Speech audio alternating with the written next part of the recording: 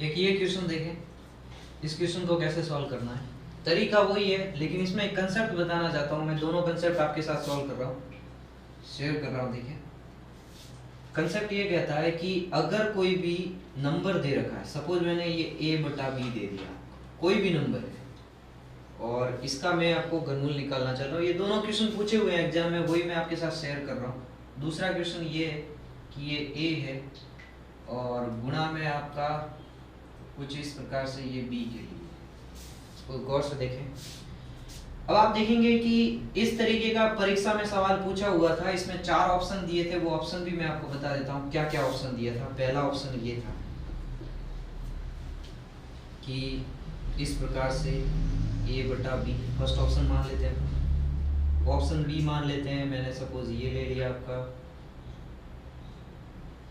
घनमूल a और घनमूल b। C option दे दिया था आपका a और यहाँ b, और d अपन मान लेते हैं कि a/b खाली दे दिया।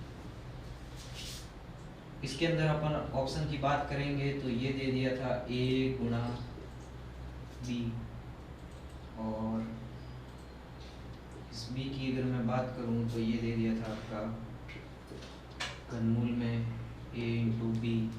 अगर मैं c की बात करूं तो उसने दे दिया था a इंटू बी और ये घनमूल, और d की मैं अगर बात करूं तो दे दिया था a गुणा बी सी।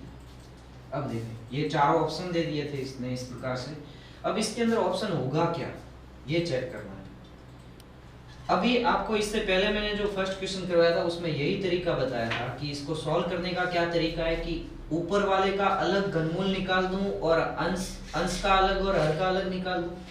अगर मैं अंश का अलग घनमूल निकालूंगा तो आप कहोगे कि सर a का घनमूल अलग निकलेगा और b का घनमूल अलग निकलेगा। इसका मतलब ये वाला जो ऑप्शन है अपना वो राइट होगा, और ये एग्जाम में पूछा हुआ सवाल है, इसका मतलब इसका ऑप्शन है वो बी राइट होगा। ये ऑप्शन क्यों राइट नहीं हो सकता, क्योंकि इसमें तो घनमूल का निशान ही नहीं है, तो ये तो ऑलरेडी कैंसिल हो गया आपका। ये क्यों नहीं हो सकता, क्योंकि ये इस तरीके से अंश और हर का तो अलग है, लेकिन ये घनमूल का निशान नहीं वर्गमूल का निशान है, इसलिए ये गलत हो गया। और ये तो a/b ऑलरेडी गलत है। अगर मैं इधर पहुंचूं तो इधर पहुंचूंगा तो इसके अंदर भी देखो ये तो वर्गमूल का निशान है, ये नहीं हो सकता। ये आपका ये भी वर्गमूल का ही निशान लग रहा है। ये देखें ये एक ही एक ऐसा ऑप्शन है जिसमें आपके घनमूल का निशान लग रहा है, इसका मतलब इसमें ये वाला ऑप्शन राइट होगा। अब ये क्वेश्चन मैंने आपको सिखाया है, ये सिर्फ कंसेप्ट है दो। इस दो कंसेप्ट को मैं वापस आपके सामने पूरी तरीके से लिख रहा हूँ, फिर अपन इस क्वेश्चन को सॉल्व करेंगे। तो एक बार देखें इसको आप लोग कैसे होगा। देखें क्या था ये कुछ इस प्रकार से था कि a मल्टीप्लाई b दे रखा है और इसका घनमूल निकालने के लिए आपको बोलता है। तो इसमें करना क्या पड़ेगा आपको कि a का अलग घनमूल निकालना पड़ेगा गुणा ये जो b है इसका अलग घनमूल निकालना है। लेकिन इस निशान का ध्यान रखें कि ये घनमूल का निशान आना चाहिए। ये पहला कंसेप्ट है आपका। और अगर मैं सेकंड कंसेप्ट की बात करूं तो उसमें क्या हो जाएगा a/b, और इसका अगर मुझे घनमूल निकालना है तो मैं क्या करूँगा a का अलग घनमूल हो जाएगा और b का अलग घनमूल हो जाएगा।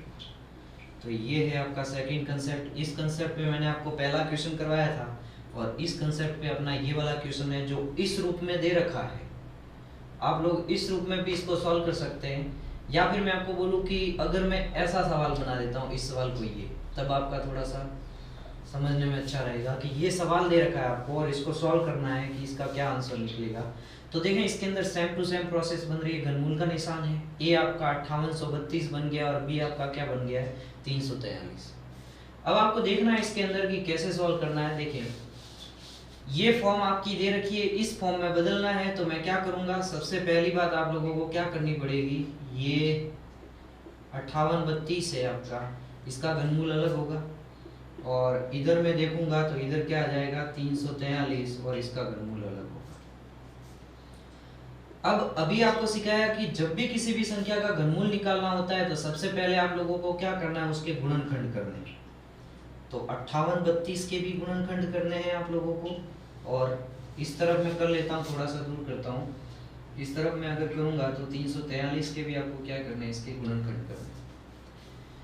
पहले मैं इसका, क्योंकि दोनों अलग अलग है तो दोनों का अलग अलग अपन को क्या करना पड़ेगा, गुणनखंड करना पड़ेगा। सबसे पहले मैं इसमें 2 का भाग दूंगा तो 5 में जाएगा 2 बार, पीछे 1 बचेगा तो हो जाएगा 18, 18 में जाएगा 9 बार और पीछे 3 है, 3 में जाएगा 1 बार और ये आ जाएगा 16। फिर से 2 का भाग जाएगा तो इसमें कितना आ जाएगा 1, यहाँ बचेगा 4, फिर आ जाएगा 5 और आ जाएगा 8। फिर आगे मैं वापस 2 का भाग इसमें दे रहा हूँ तो ये आ जाएगा 7 और फिर 2 और आ जाएगा 9। फिर इसमें 3 का भाग जा रहा है तो 3 का भाग दूंगा तो 2 बार जाएगा, पीछे बचेगा 1, ये 4 और 3। फिर 3 का भाग दूंगा तो आ जाएगा 8 और 1। फिर इसमें 3 का भाग दूंगा तो 81 में 3 का भाग जाता है 27 बार। फिर से 3 का भाग दूंगा तो इसमें जाएगा आपका 9 बार और फिर 3 का भाग दूंगा तो आ जाएगा आपका 3 और फिर से 3 का भाग दूंगा तो आ जाएगा आपका 1।